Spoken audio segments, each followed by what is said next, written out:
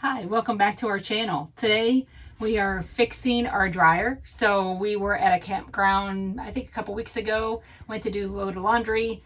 First time using the washer and dryer in our new rig, and washer did great, dryer didn't dry.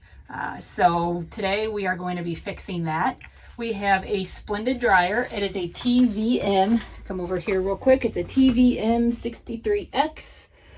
These guys are great. If you open, I'm not quite sure if the phone number is on all of them here, but there is a service number located somewhere on your dryer where you can give them a quick call. They were great. There is a troubleshooting line. So if you have any issues and you're mechanically inclined, you can definitely give them a call and they can tell you exactly what to test to figure out what's wrong. First step is we had to actually remove the dryer. Held on kind of the same setup as the washer. There was two brackets holding it in with a square bit driver. Took that out. Dryer was then able to be removed. We did have to take our doors off, and then we taped it up because we definitely did not want to scratch anything on this beautiful interior wood. So really made it to where we minimized any type of risk of damaging anything. Once the dryer was out, gave them a call, Splendid a call, and they let me know that really it's going to be one of two things. It's going to be either the thermostat or the heater coil, and that is located in this piece. This is a very simple dryer to work on, which is great and light when you try to take it out, by the way. This piece on the back here, we already have it all apart, but everything's held on by Phillips screwdrivers. You need to take this piece off. So in order to take that off, you have to take this side piece off because this piece is plugged in here, and you need to be able to get to it by taking this panel off.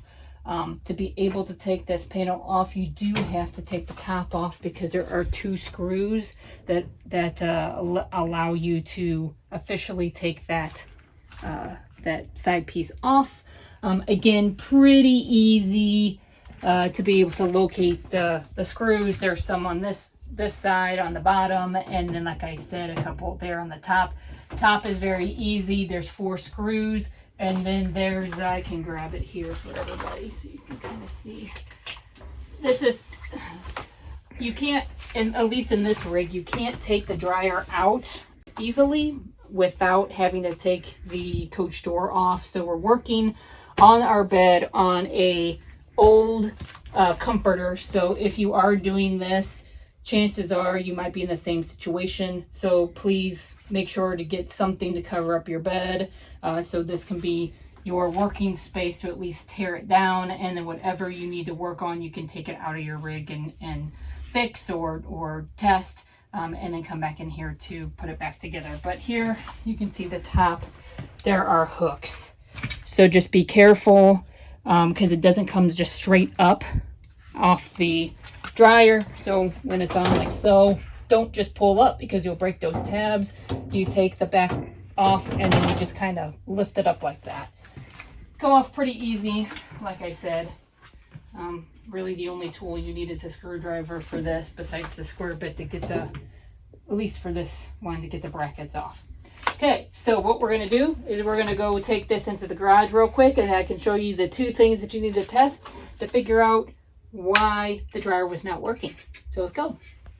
All right, so now we're set up and we're going to test the heater coil and then also the thermostats. So first things first is we're going to test to make sure we have 22 ohms. So once you have this piece out, there's 2 additional screws that hold it in, and then this becomes to where you can move it about.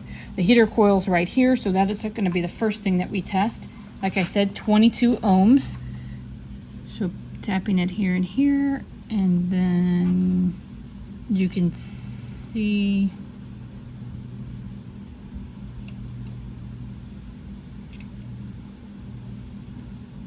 there we go, 21.7, 21.8. So there we got 22 there. And now second test is to jump it from here to this wire here, and again we're looking for 22 ohms. All right, so we're good. 22 ohms on both of those. So that means our heater coil is good. If our heater coil was bad, the Splendid tech did tell me that you do have to replace not only the heater coil, but also the thermostats. You have to do both if your heater coil is bad. If your heater coil is good, but your thermostats are bad, you can just replace the thermostat. So now the next thing is to go ahead and test resistance on our thermostat. So I'm gonna move this here so you guys can see it. All right, so it should beep if it's good. Okay, so that one's good. And there is nothing that we're getting here. Okay, so that means that thermostat is bad. When we replace this, I did this a few days before, went ahead and called Splendid to get a thermostat kit. I sell them in two, so you can see that here comes in a case of two, and I believe it was, I'm not sure, $40 plus, shipped, I believe, so not too bad. So we'll go ahead and replace both thermostats. We'll keep the one that was still good just as a spare. Maybe in the future one of them may go bad, so we'll at least have a spare. So what we're going to do now is go ahead and take these thermostats off. So let's grab the tools for that. All right, so now we've got our tools, literally just a screwdriver. We're using a drill with a bit. These have a tendency to be on there pretty tight. If they are to the point where you can't take them off, you can pry them with a screwdriver. I did a little bit of prying here to get them pretty loose. Then they were able to come right off. Okay, put those aside, and then we'll take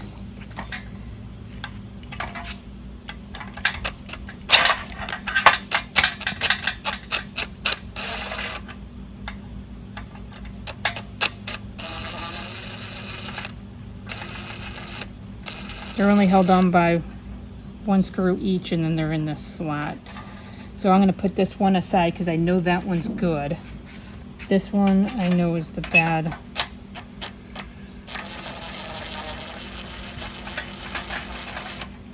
one. So put that in a different spot.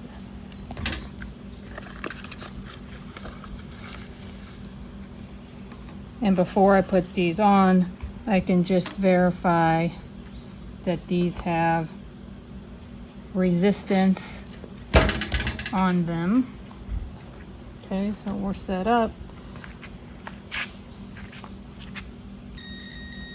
You can hear that one had resistance, and this one had resistance as well, so we're good. And as you can see here, just for one more verification, yeah, that one's completely no resistance. Ooh, it's an open circuit. All right, so we're done with that. Now we get to put these on.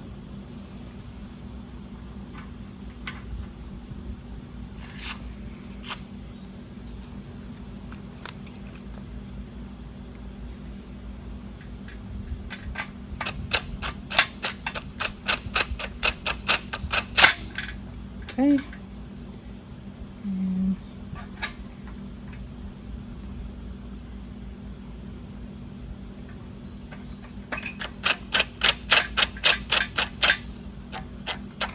All right, and just reattach our wires here. And now for this one.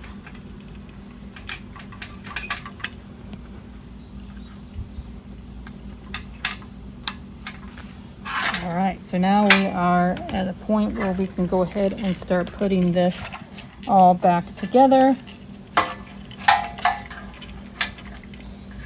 There was 2 screws on the inside of this, so we'll go ahead and start putting this all back together.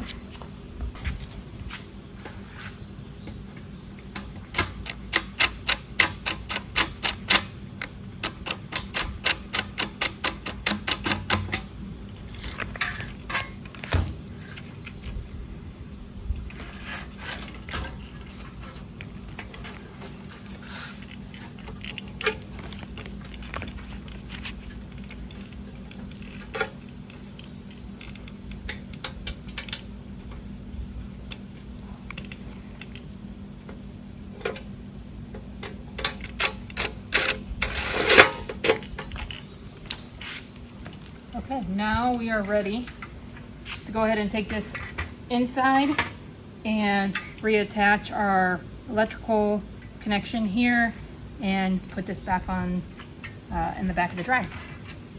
All right, so we found an extension cord, went ahead and plugged it in. We've been running it for a few minutes. Put our hands on the vent in the back.